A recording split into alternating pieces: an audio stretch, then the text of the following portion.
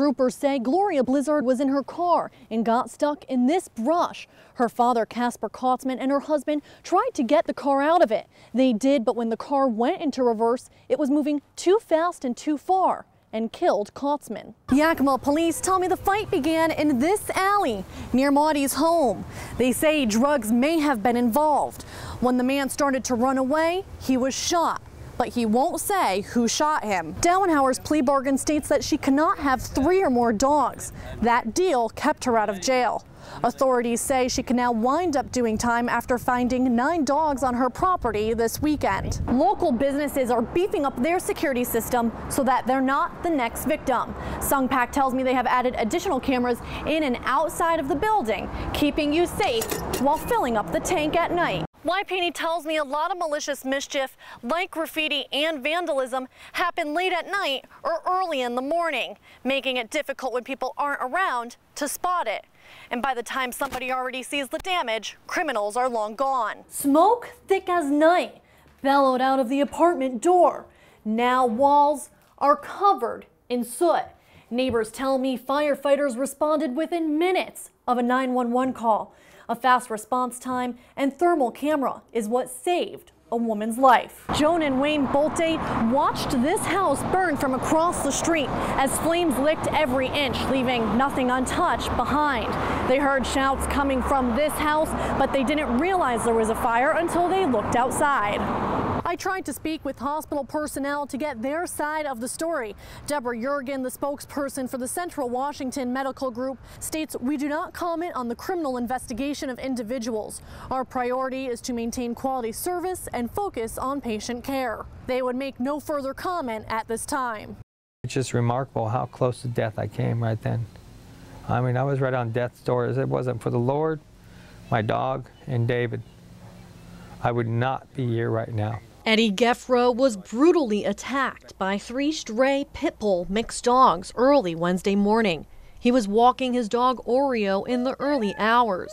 His life took a turn for the worse when the dogs attacked him. They were not biting, they were eating. They were eating me because when they were stuck to my arms, they were pulling out my tendons and my nerves and every kind of tissue I had on me. Eddie showed me his injuries. He has numerous deep gouges all over his body and face. Spending 5 days in ICU, he had to be pieced back together. He has over 150 stitches and 12 staples in his head. Doctors tell him they've never seen an attack like this and don't know the extent of his injuries just yet, making it hard to determine when he'll fully recover. If it wasn't for David Garza, he would be dead. And David said, "You have to stand up. You have to get up on your own." And as soon as he said that, I just let out a big grunt and lifted myself off the ground. Eddie was nearly eaten alive by the 3 wild dogs here on this street. It's the intersection of Division Street and 2nd Avenue. Battling for his life, he says David gave him the strength to push through. I remember one part, I had my back to David, and he was pushing me backwards toward the building. And it was just really traumatic. Several days after the attack, the family is learning how to cope. Aggravation of, we all know where the dogs come from. If the guy would just confess. Seriously. The Geffros now look for answers and are concerned that children could be injured if these dogs are still on the loose once school is in session. Officials killed one of the dogs Wednesday. The other 2 were found in the Central Salvage junkyard Friday. A trap has been set to catch the 2 remaining dogs, and more will be set Monday. A deadly house fire. 2 young boys, ages 3 and 4, trapped inside are dead. It's a tragedy that has shaken this close-knit community on the 300 block of West 3rd Street in Cle Elum. Our hearts go out to the family. This is a terrible tragedy. Cle Elum's police chief tells me the fire started just after noon on Friday.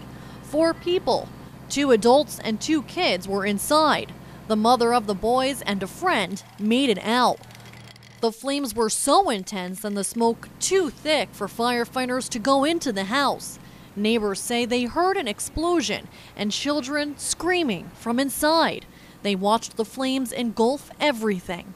I saw the flames bursting out of the windows. They were just coming out the window and up along the house. Marshall Stewart lives across the street from where the boys used to live. He saw the family the other day in passing, and now he's left with a painful memory. We're really close friends with the family, and I mean, it's just devastating to have something like that happen, and it's just breathtaking. It's shocking, and you would never think that that could happen, and I had a couple breakdowns. Not only neighbors, but emergency workers say they are distraught by what happened. I can't believe it, it's just crazy. I just spoke with officials. They tell me they have not yet determined the cause of the blaze, but they will be here all night continuing the investigation. The river trickles brown, mud and rocks scattered across Highway 410. It's an all too familiar sight for some neighbors. This particular section of road does have a history. They are reminded of the devastating landslide from 3 years ago. For one business owner, the image replays in her head. The whole hill was coming down, including trees, and I mean, it was like an avalanche. We're only a few feet away from the original site where the landslide happened 3 years ago. It caused this road to close for 2 years. Crews are out today to clean the debris off the road and say debris can be as high as 8 feet. It's not as much devastation as last time, thank God. With this one, the rain was just a deluge, and it was hours, and the lightning just flashed and flashed and flashed. The landslide from 2009 caused a washout of the road. That fix was $9 million.